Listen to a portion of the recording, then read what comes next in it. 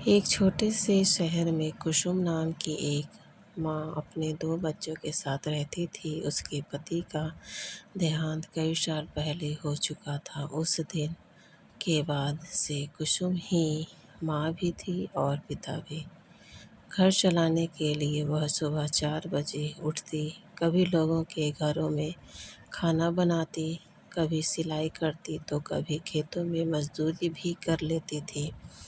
दिन भर की थकान के बाद भी जब वह घर लौटती तो उसके चेहरे पर मुस्कान होती, क्योंकि उसे अपने बच्चों की आँखों में सपने दिखते थे। उसके बेटे रोहित का सपना था बड़ा अधिकारी बनना और बेटी का सपना था डॉक्टर बनना।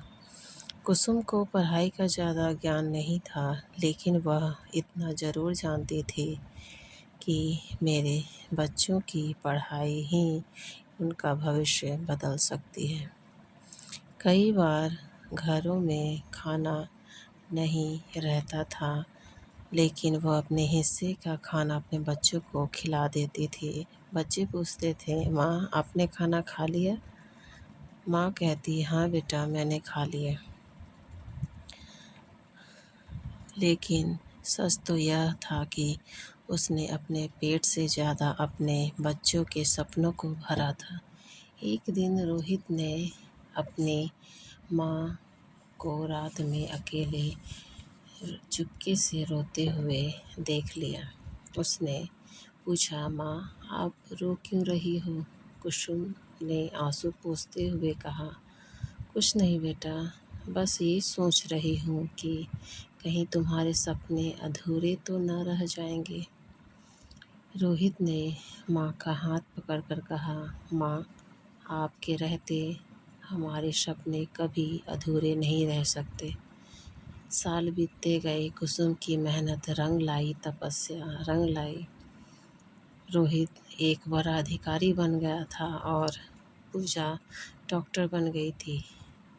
जिन जिन दिन में दोनों ने अपनी सफलता का श्रेय अपनी माँ को दिया, उस दिन कुसुम की आंखों में खुशी के आंसू थे।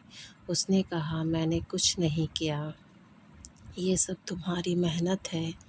रोहित ने माँ के पैर छूते हुए कहा, माँ अगर आप अपना सब कुछ त्याग कर हमारे लिए खड़ी न होती तो हम आज यहाँ तक नहीं पहुँचते। माँ मुस्कुराई। उस दिन कुसुम ने महसूस किया कि उसकी हर भूख, हर आंसू, हर संघर्ष का सफल हो गया है।